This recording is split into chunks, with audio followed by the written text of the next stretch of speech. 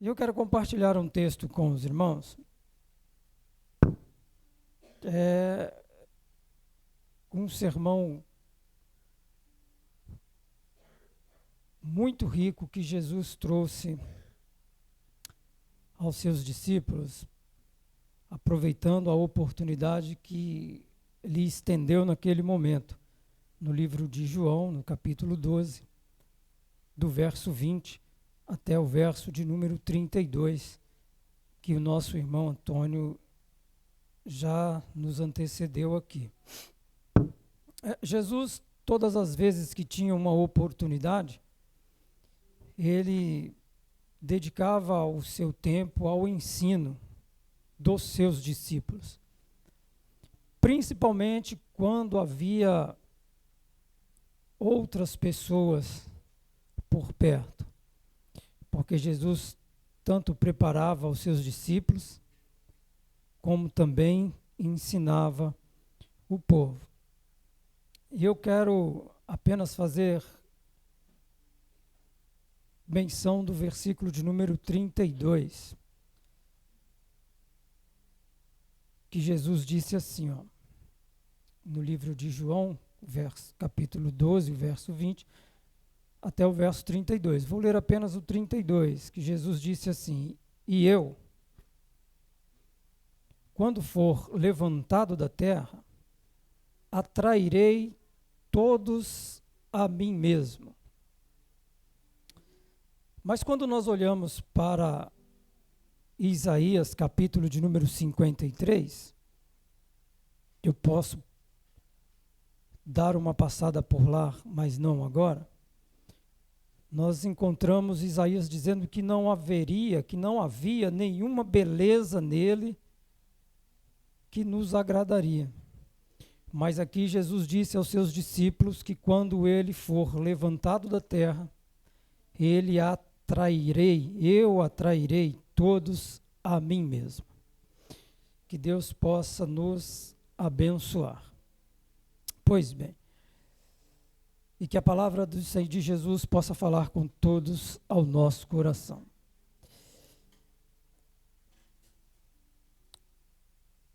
Jesus está descansando porque é chegada a festa da Páscoa. Jesus já havia de uma longa jornada, entrou em Jerusalém montado num jumentinho, aquela festa toda. E nessa festa Jesus está descansando, e junto com ele os seus discípulos.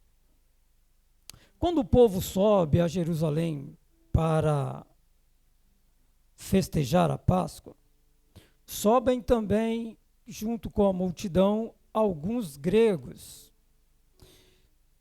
Gregos esses que vieram ter com Jesus. Os gregos que estão à porta chamando por Jesus eram gentios que haviam se convertido ao judaísmo. O interessante é que eles não vão até Pedro. Eles não procuram por Pedro, que seria o mais comum, tampouco por João. Mas eles vão falar com Filipe. E então eles dizem a Filipe: olha, somos gregos, mas somos gentios, nos convertemos ao judaísmo, já não praticamos mais a liturgia da religião antiga e queremos ver Jesus. O mais curioso ainda é que Filipe não vai até Pedro e nem aos outros discípulos. Ele chama André e diz: André, os gregos querem falar com Jesus. Eu penso pelo texto que Jesus estaria descansando agora. Talvez Filipe e André não queriam incomodar o mestre. Mas os gregos insistem em falar com Jesus. E então André e Filipe vão até Jesus.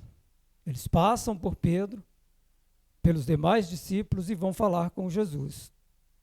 E eles dizem: mestre, os gregos que se converteram, que já não praticam mais as suas religiões antigas, quer vê-lo.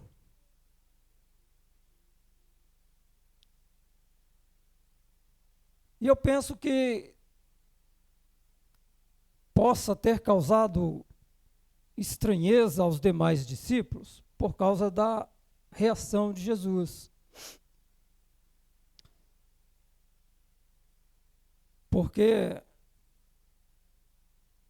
quando Pedro, todas as vezes que alguém tentava ou queria se aproximar de Jesus, sempre Pedro estava na dianteira. Era como se fosse Moisés no passado. Josué. E então eles falam a Jesus: os gregos querem te ver. E aí no verso de número 23, eu penso que Jesus aproveita aquela oportunidade, porque os discípulos se reúnem para entender o que os novos convertidos querem, o que os gregos estão buscando. Será que eles vieram afrontar Jesus? Será que eles vieram em busca de conselhos, ouvir algo novo, de uma palavra de ensino, de um conhecimento diferente? Eu penso que Jesus reúne os discípulos e pede para que eles entrem. E aí, por todo o desenrolar do texto, eu entendo que Jesus recebe não apenas os gregos, mas aqueles que estavam na festa e que quiseram entrar para ouvir uma vez mais o sermão do grande mestre. E no verso 23, Jesus responde para os discípulos. Penso que algum dos seus discípulos lhe fizeram alguma pergunta, que extraiu de Jesus a resposta e o gatilho para que ele pudesse dar uma de suas últimas instruções aos seus discípulos. E então ele responde: é chegada a hora de ser glorificado o Filho do Homem. Jesus está respondendo a pergunta de alguém. E ele diz: é chegada a hora do Filho do Homem ser glorificado. Na cabeça dos discípulos, eles entendem que a glória que Jesus está falando aqui é uma glória terrena. Porque tudo que os discípulos enxergam é na terra. Tudo que os discípulos querem é ser melhor do que os outros ou maiores do que eles. Porque no capítulo de número 18 do livro de Mateus, no verso de número 1, nós encontramos os discípulos se degladiando entre eles, perguntando entre si quem será o maior no reino dos céus. Até perguntar para Jesus quem será o maior, quem será o melhor. Porque a glória que Jesus está falando aqui não tem nada a ver com terra. Jesus está falando de reconhecimento. Jesus está falando de gratidão. Jesus está falando daquilo que ainda haveria de acontecer e daquilo que já estava acontecendo. É como se Jesus estivesse falando: chegou a hora do Filho do Homem, do Filho de Deus, ser reconhecido nesta terra. Mas os discípulos insistem em buscar a glória terrena de ser maior, de ser melhor. Por isso, quando eles vai até Jesus no livro de Mateus, capítulo 18, verso 1 a seguir, e eles perguntam ao Jesus quem será o maior no reino dos céus. Em outras palavras, em outros pensamentos, quem será o maior entre nós? Jesus pega a criancinha e a compara, coloca no colo e diz: aquele que se comportar como esta criança, não da estatura, não da falta de conhecimento, porque Jesus enxerga por dentro e nós enxergamos por fora.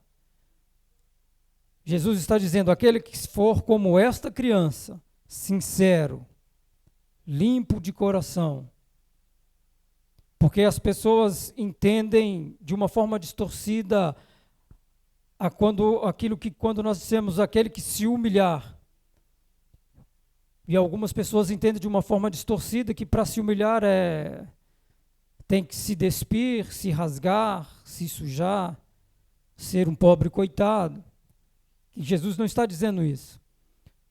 Jesus está dizendo aquele que for sincero, íntegro de coração.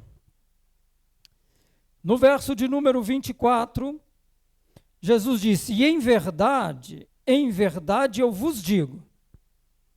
Porque Jesus já conhecia o coração dos seus discípulos.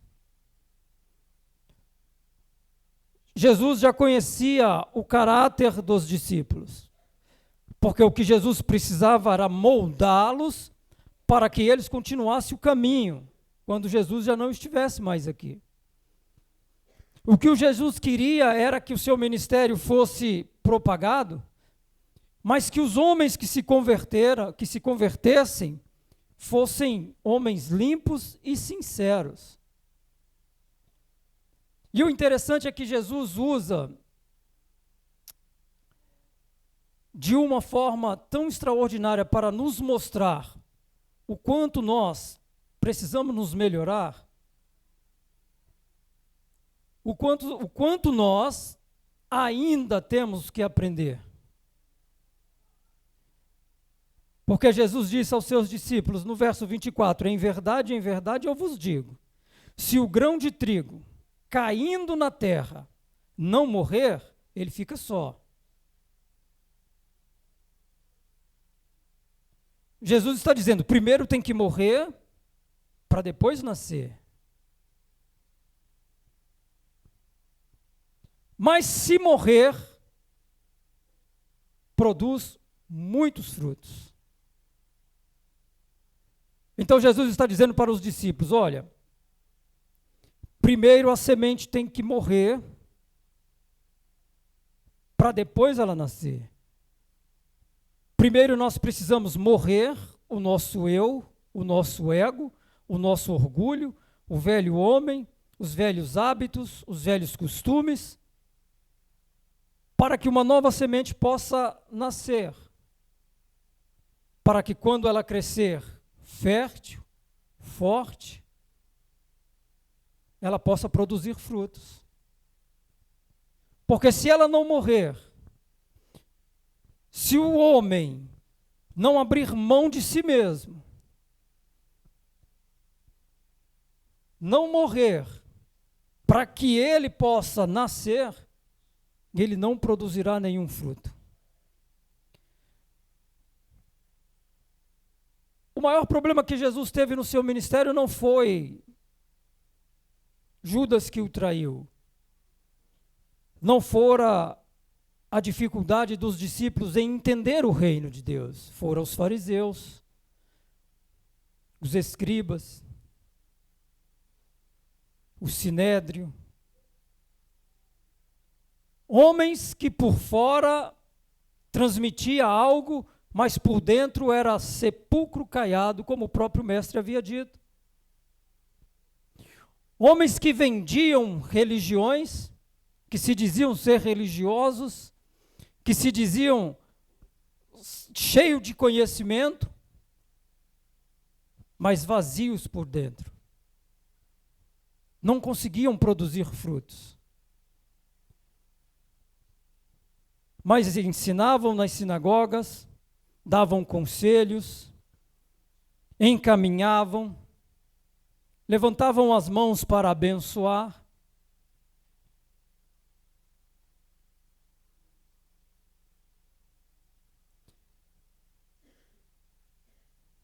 E no livro de Mateus, capítulo 21, versículo de número 18, Jesus está voltando de Betsaida, junto com os seus discípulos. Ele entra na cidade, melhor dizendo, bem cedinho. E ele tem fome, junto com seus discípulos. Capítulo de número 21, verso de número 18, a seguir do livro de Mateus. E ele avista uma figueira florida. E então Jesus se dirige à figueira para alimentar-se junto com seus discípulos. No livro de Marcos, vai dizer que a figueira não tinha frutos, porque não era tempo de fruto. E está correto. Está correto. Ela não tinha fruto, porque não era tempo de frutos. Não era tempo de figo. Marcos está correto. Mas a figueira não está correta. Ela não está no seu natural. A figueira não está correta. O que chamou a atenção de Jesus? Porque o texto diz, do livro de Mateus, que Jesus vai ao encontro da figueira. Então, eu quero entender que Jesus está distante dela. Mas algo chama a atenção de Jesus. E o que chama a atenção de Jesus? As flores que estão na figueira. E então Jesus olha para os discípulos e diz: penso eu, vamos nos alimentar e depois vamos caminhar. E quando Jesus se aproxima da figueira, tendo a visão de muitas flores, e então as flores da figueira atraem Jesus, nós vamos nos alimentar, porque se tem flores, tem figo. E quando Jesus chega na figueira, não há nenhum figo, não há nenhum fruto. E então Jesus seca a figueira, porque eu não quero dizer amaldiçoa, porque o meu Jesus não amaldiçoa. Então ele disse: olha, não produzirá mais fruto, ninguém comerá mais frutos de ti. Aí nós olhamos para o livro de Marcos e dizemos assim: mas espera um pouco. Marcos, capítulo 11, verso de número 12, está dizendo que não havia figo, fruto na figueira, porque não era tempo de frutos. E ele está correto. Mas quando nós olhamos para a figueira, uma árvore que se adapta ao clima seco, que cresce em ambiente hostil, e quando nós olhamos para a biografia da planta, a figueira primeiro ela produz o fruto, depois ela floresce. Porque suas folhas se abrem dentro de uma vagem em formato de pera, que mais tarde amadurece e se converte em fruto. Então a flor da figueira nasce de dentro para fora. Então primeiro ela dá o fruto, depois ela produz a flor. Quando sai a flor está dizendo que o figo, que o fruto está apto ao consumo, está pronto para ser consumido. Não era tempo de figo, Marcos está correto. Então a figueira não deveria estar florida. Porque se ela estava florida, ela deveria produzir frutos. E ela não tinha fruto. A aparência atraiu Jesus e os discípulos até a figueira. E então Jesus disse: ninguém comerá fruto de ti. Porque Jesus está ensinando para os discípulos que não devemos viver de aparência, porque a aparência engana. A aparência nos leva ao engano. Por isso, que quando Jesus confronta com os fariseus, confronta com os escribas, com todos aqueles do sinédrio, por isso que Jesus disse, vocês são sepulcros caiados, por fora são belos, por fora atrai a presença de muitos, por fora são lindos, mas por dentro estão vazios, não tem conteúdo, não tem nada, não consegue produzir nenhum tipo de fruto. Por isso que Jesus disse aos seus discípulos que se a semente não morrer, para que ela possa nascer e crescer verdadeiramente fortalecida, ela não produzirá fruto algum.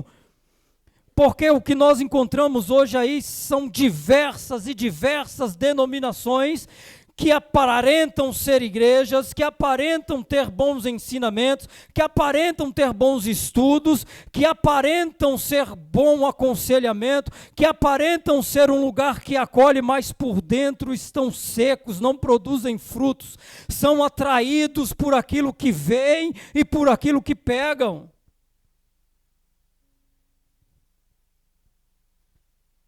Jesus está dizendo aos discípulos, se não morrer, não produz. Se não despir do velho homem, para que um novo possa nascer, não produz nada. Pode até florescer, mas não irá produzir nada. Nada. Eu assisti um podcast de um pastor esses dias, e eu não vou citar o nome dele aqui, porque eu não quero dar ibope para esse charlatão. E perguntaram para ele assim, pastor, beber é pecado? Aí ele disse assim, mas o que o apóstolo disse? Enchei-vos... Não vos embriagueis com o vinho da contenda, mas enchei-vos do Espírito Santo. E aí ele disse, o crente pode beber, só não pode se embriagar. E aí o rapaz perguntou para ele, como fazer para beber sem embriagar? Porque o primeiro gole puxa o segundo puxa o terceiro puxa o quarto. E aí ele começou a gaguejar. E aí o rapaz falou para ele, o senhor tem uma mega igreja? Uma multidão de gente assistindo. O que o senhor ensina lá?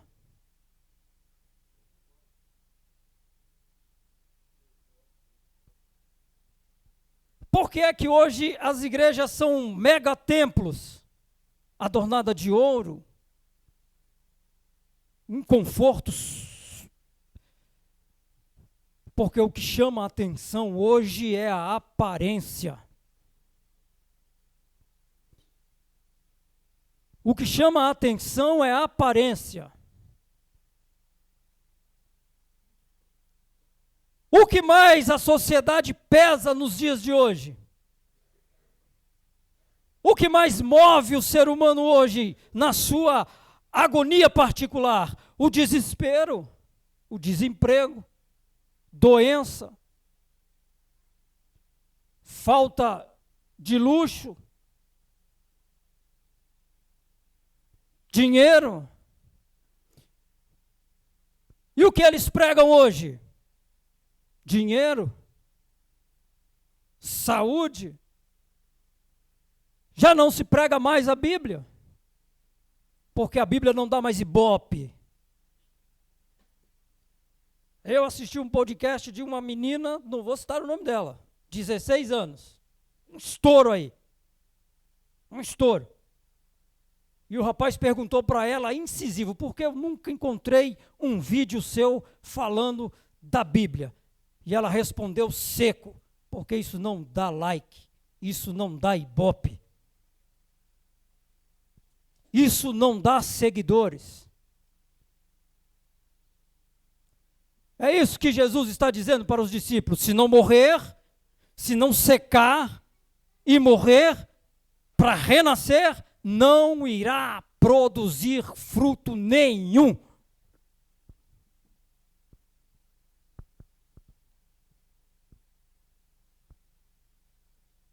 Pode estar belo, bonito, cheio de flores, porque a figueira descrita por Jesus, estava florida e chamou a atenção do mestre, mas não tinha fruto. E então, por isso que ele disse, nunca mais enganarás ninguém. Não enganarás ninguém, vai secar.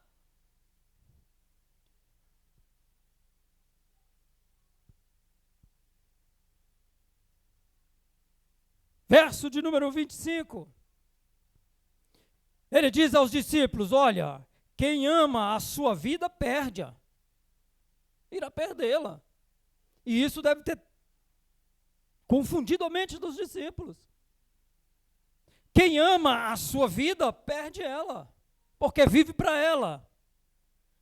O único entretenimento de quem vive exclusivamente para a vida é agradar a sua carne, é agradar o seu eu, é agradar o seu orgulho. E aí você vira escravo de si mesmo. Vira escravo de você mesmo. Tudo que você faz para você mesmo, você nunca vai chegar no seu ponto de satisfação.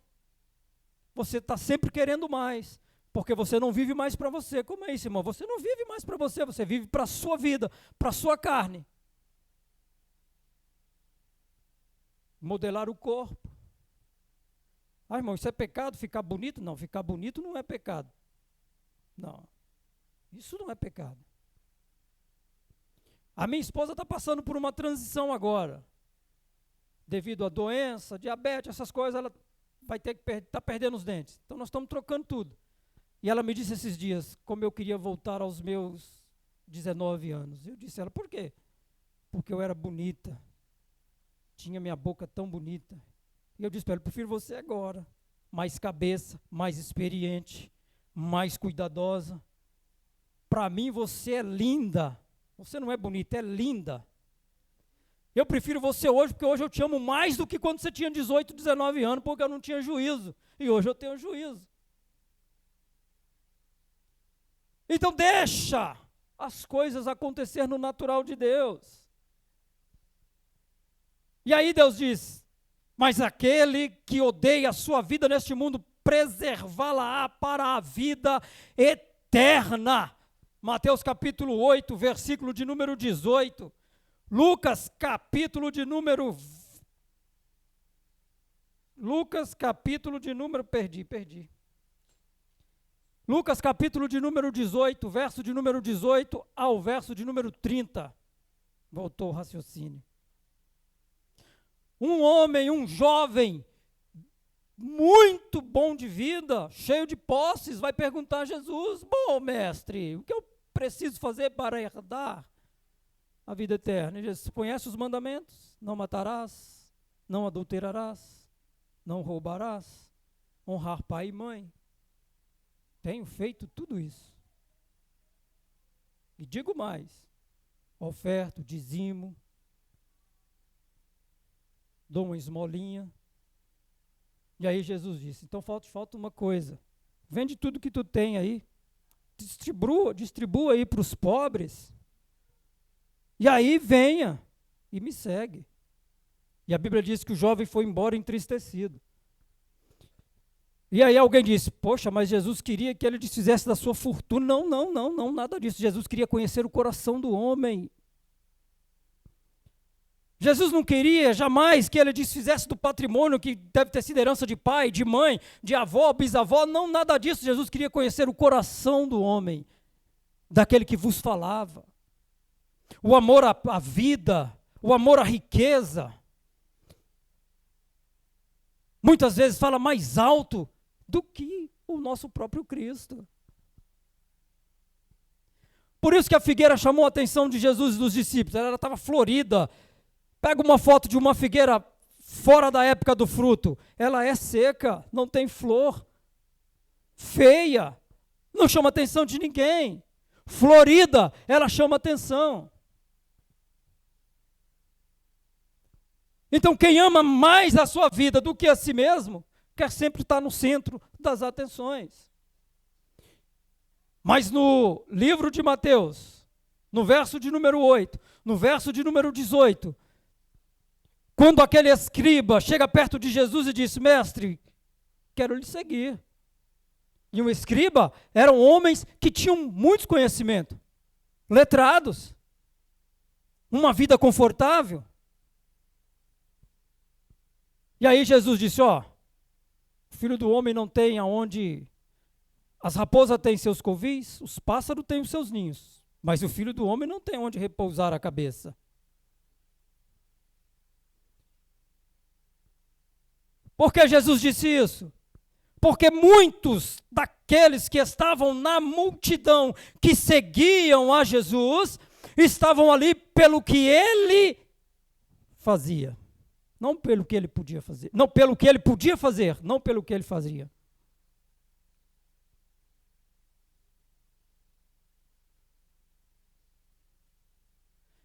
Então, se queria uma cura, vamos até Jesus. E Jesus está dizendo aqui: eu não tenho nem aonde dormir, eu não tenho nada. Se quiser me seguir, segue. Porque eu não sigo Jesus por aquilo que ele faz, por aquilo que ele é, por aquilo que ele pode fazer. Entende? E aí, Jesus está dizendo, do verso de número 25, quem odeia a sua vida neste mundo, preservá-la-á para a vida eterna. Jesus está dizendo, você não precisa abrir a mão do seu conforto. Muitos entendem ao contrário, não é isso. Jesus não está dizendo lá, venda o teu carro, o irmão Fabiano, anda a pé. Não, Jesus não está falando isso. Deixa a sua casa bem confortável e vai morar no carro. Nada disso, nada disso. Sai do bairro que tem asfalto e vai morar aonde você vai pisar na lama. Não, nada disso. Jesus não está falando disso. Jesus está falando primeiro o reino dos céus e depois as coisas materiais dessa terra, porque nós temos que ajuntar tesouro no céu, não na terra, porque nós estamos aqui de passagem, somos peregrinos nessa terra, e nada do que nós construímos aqui, nós iremos levar para o céu. Era isso que Jesus está dizendo aqui, para os seus discípulos. Se você odiar a sua vida, amar mais o reino de Deus do que as suas próprias conquistas, então verdadeiramente você terá um tesouro no céu, você entrará no reino de Deus. Tem pessoas que não se dispõem do seu tempo para ajudar o próximo. Por quê? Porque ele entende que ele precisa investir só nele. Ele entende que tem que ser só ele, só ele, só ele, só ele. Tem pessoas que não tiram um tempo para ir no templo, passar uma vassoura, fazer qualquer coisa, porque ele entende que o tempo que ele tem que se dedicar aos seus bens materiais. E não é assim. Essa semana me roubaram, na semana passada, roubar é uma palavra feia, né? Me furtaram um laser do trabalho. Paguei R$1.100. E é o segundo que me roubam. Quando eu viajei para Natal, no aniversário da minha esposa, quando eu voltei, a minha bolsa de ferramentas estava vazia. R$9.000 de ferramenta, levaram tudo embora. E eu comprei outro. Cheguei para trabalhar semana passada, não estava o laser lá. Aí comprei outro. Aí eu comprei um mais ou menos agora, porque não dá, né? Aí comprei um mais ou menos, R$900. Aí eu olhei para a minha imagem no espelho em casa e disse, Jesus, realmente eu mudei. Porque há alguns anos atrás eu estaria doido para dar uma marretada em alguém. Doido. Mas eu preciso entender que isso são coisas materiais que vão, mas o meu caráter espiritual, aquilo que Deus tem nos entregado, tem nos ensinado, precisa prevalecer diante de algumas coisas. Porque nós somos observados a todos os instantes, em todos os momentos. Tem sempre alguém de olho em você, esperando você irar, esperando você tentar agredir alguém, esperando você se levantar, esperando você murmurar, esperando você falar alguma coisa para apontar o dedo e te acusar. Por isso que Jesus está dizendo, deixa.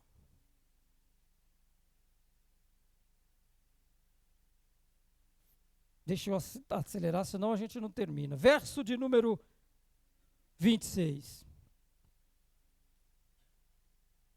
Jesus olha para os discípulos que o seguem, e quando você tem pessoas que te acompanham, e você passa um certo período com essas pessoas, você consegue observar o que eles realmente querem. E então Jesus disse aos discípulos: olha, se alguém me serve, siga-me, e onde eu estou ali, estará também o meu servo. E se alguém me servir, o Pai honrará. Não é? O Pai honrará. Não espera nada de mim, espera no Pai. Porque o ser humano tem o grave defeito de aqueles que um dia foi semente, que morreu e nasceu, não. Mas esses que ainda não morreram, de fazer algo esperando sempre alguma coisa em troca. Entende?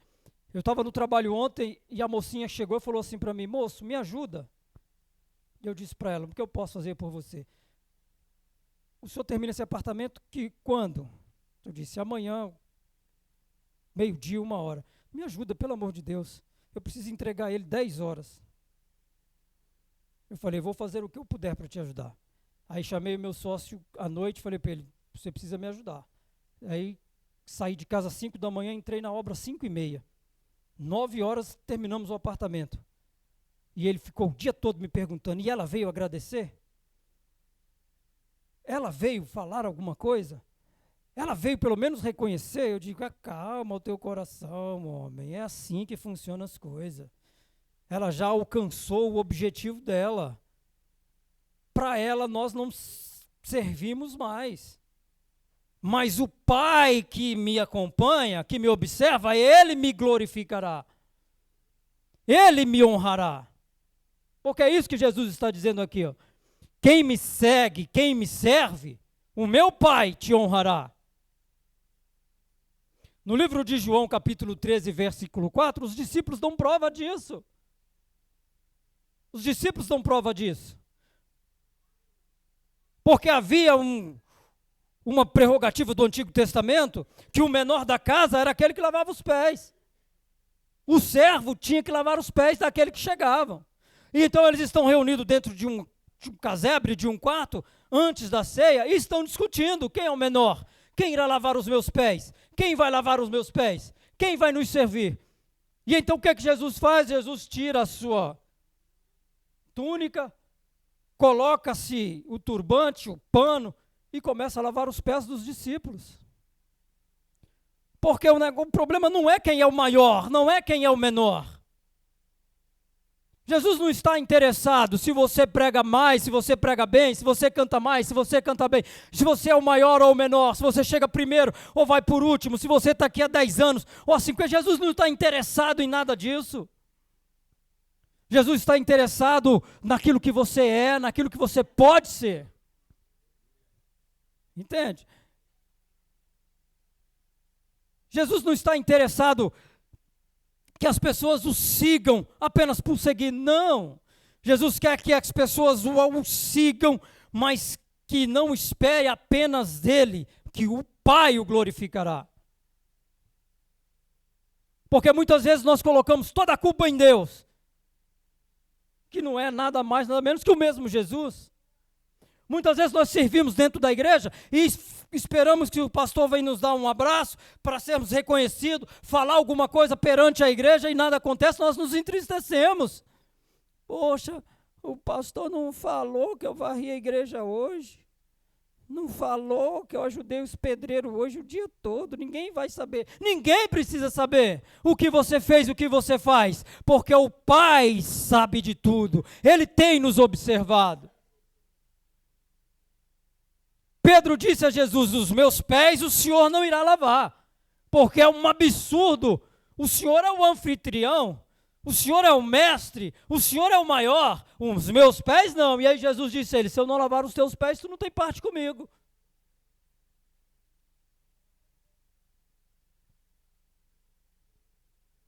Então não sirva Jesus esperando nada em troca, irmão. Não adianta, o culto começa às 5, mas eu vou chegar lá às 4. Jesus vai estar vendo que eu estou chegando cedo. Não adianta. Não adianta pegar e dizer, eu vou dar a oferta maior do que todo mundo na igreja, para Jesus me abençoar mais do que todo mundo. Isso não vai funcionar.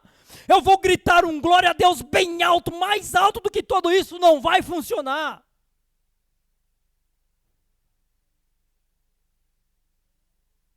Sirva a Jesus sem esperar nada em troca. Porque o que as igrejas de aparência pregam aí fora, eu fiquei tão irado quando eu assisti o podcast de um pastor e disse assim, na minha igreja eu estou fazendo uma campanha e essa campanha é poderosa demais. E é sempre o mesmo entrevistador. Aí ele pergunta, aí o cara perguntou para ele, mas como assim? Lá na minha campanha, um milagre por R$1.000, R$1.000 por um milagre. E quem não tem R$1.000? Não recebe. Não recebe.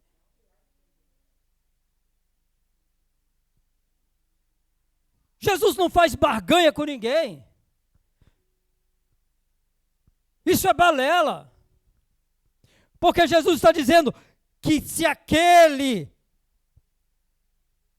que me serve e me siga-me, e onde eu estiver, ali estará também o meu servo. E se alguém me servir, o Pai te honrará. Então tudo que você faz dentro do âmbito espiritual, dentro do templo, do tabernáculo, tudo que você faz para Jesus, o Pai te glorificará. E eu posso dizer com toda certeza, o reconhecimento do Pai, não menosprezando o pastor Marco, nada disso, nem os irmãos que aqui estão, não, nada disso, mas o reconhecimento do Pai, do glorioso, ele é maior do que o meu reconhecimento a você, é maior do que o reconhecimento do pastor Marcos, porque a única coisa que eu posso fazer por você é te dar um abraço e te dizer, vai nessa tua força, meu filho, e aí eu vou usar as prerrogativas, porque o Pai te abençoará.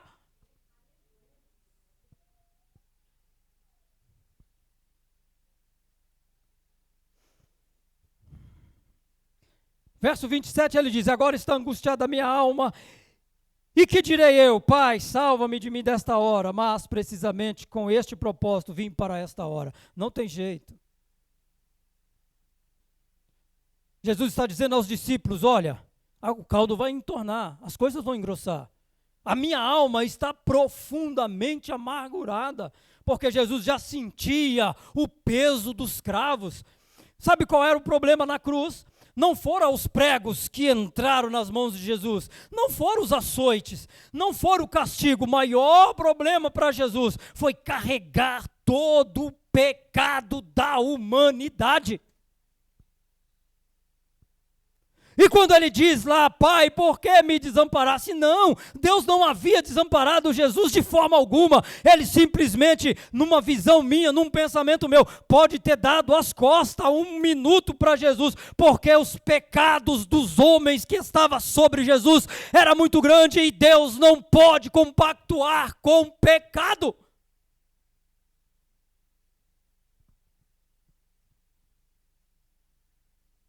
A agonia era tão grande que no livro de Lucas, um anjo desce para confortar Jesus. E eu penso que aquele anjo possa ter dito a Jesus assim, olha, não tem jeito não, o pai mandou dizer que tem que passar, o povo precisa. Por isso que ele segue dizendo aos discípulos, aí ele diz, Pai, glorifica o teu nome. E aí veio uma voz do céu, eu já o glorifiquei. Por quê? Porque durante os 30 anos de Jesus em Nazaré, silencioso, sem ninguém conhecer, sem alarde, sem nada, Deus já o glorificava. Ele já o glorificava. 3 anos de ministério, curas, batismo. Deus continuou glorificando. Então, todas as vezes que nós nos levantarmos, ou nos dirigirmos, ou nos prostrar para fazer algo para Deus, ou algo para o reino, entenda que Deus já está glorificando só por você mencionar e fazer. E quando você fizer, Ele te glorificará ainda mais. Por isso que é importante conhecer, Por isso que é importante participar, por isso que é importante diminuir para depois crescer.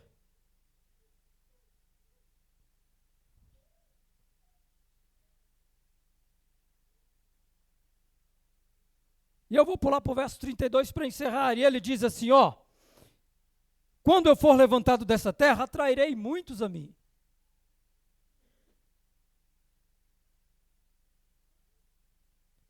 Ele está falando da sua morte.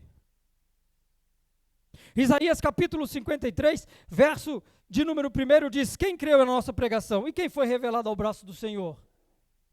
É uma pergunta. Quem creu? Para quem Deus se revelou?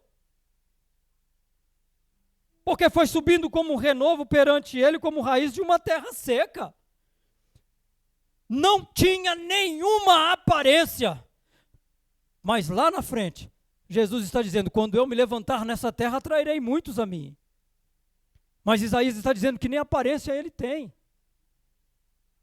Nem formosura. Olhamos-los, mas nenhuma beleza havia que nos agradasse. Pode imaginar como Jesus estava naquele dia? No dia em que ele é levantado da terra, quando Jesus fala: quando eu me levantar nessa terra, atrairei muitos a mim, ele não está falando do dia da ressurreição, no dia que ele é emergido ao céu, não, ele está falando na cruz, lá no Gólgota. Porque quando ele se levantou lá, aquela cruz levantou e colocou ele no mastro diante de todos, o centurião que havia comandado todo o cortejo, olhou para cima e disse: verdadeiramente este era o Filho de Deus. E os homens e mulheres foram atraídas por ele, e esta atração está até hoje. Porque é ele que nos motiva a estarmos aqui. É ele que nos motiva a levantar de manhã. É ele que nos motiva a enfrentar as nossas crises. É ele que nos motiva a enfrentar os dias de luta. É ele que nos motiva a enfrentar os nossos fracassos. É ele que nos motiva todos os dias lutar, perseguir, buscar até um dia alcançar. Jesus nunca nos deu certeza de vitória. Jesus nunca nos deu certeza de imbróglio nenhum. Jesus nunca disse para nós: você nunca irá passar por aprovações, você nunca irá adoecer, você nunca irá passar problemas, você nunca ficará desempregado, você nunca passará isso. Jesus não nos deu garantia de nada. Ele só diz a mim: aquele que perder a sua vida por amor a mim, ganhará um tesouro no céu. Aquele que me seguir, o meu Pai te glorificará. Jesus nos prometeu a vida eterna e a salvação para a nossa alma. Do contrário, nós não demos nada a Jesus. Ele simplesmente recolheu os nossos pecados e levou as nossas dores sobre ele.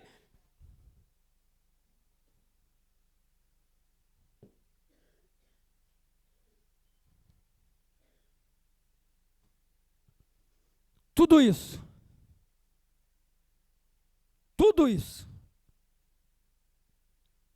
para que nós não vivêssemos uma vida de aparência. Tudo que Jesus quer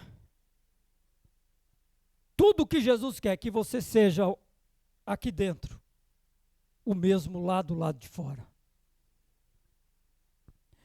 Como eu posso evangelizar se eu não tenho condições de viajar, se eu não tenho condições de andar, se eu não tenho condições disso? Evangelize com a sua vida.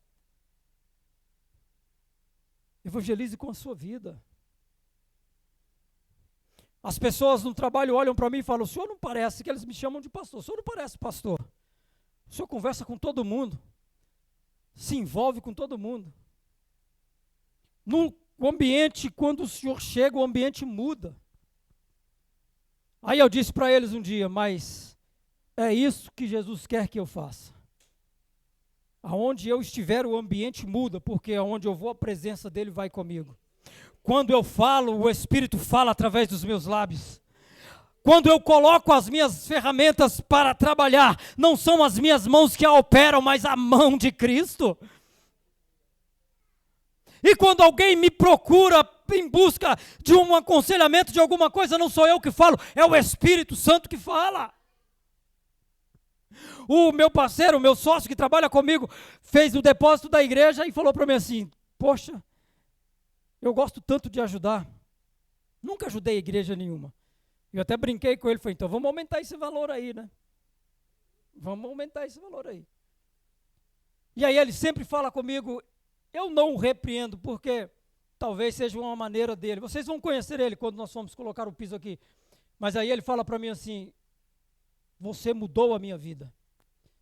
Em 2019 eu estava chorando e você me acalmou. E nós estamos caminhando junto desde 2019. Eu e ele. E ele disse, hoje eu sou uma outra pessoa. Aí eu disse para ele, então vamos começar a trabalhar o outro lado agora. Você já está dando uma oferta. Você não bebe, não fuma. Não gandaia. Vamos para a igreja. E ele está doido para vir conhecer aqui. E eu vou trazê-lo aqui. Porque o que Jesus quer é isso, que você mude o ambiente em que você está. Que você não seja apenas uma figueira de aparência, mas que você produza frutos. Não importa quanto tempo leve, mas se você produzir um fruto por ano, Jesus se agradará disso da mesma forma.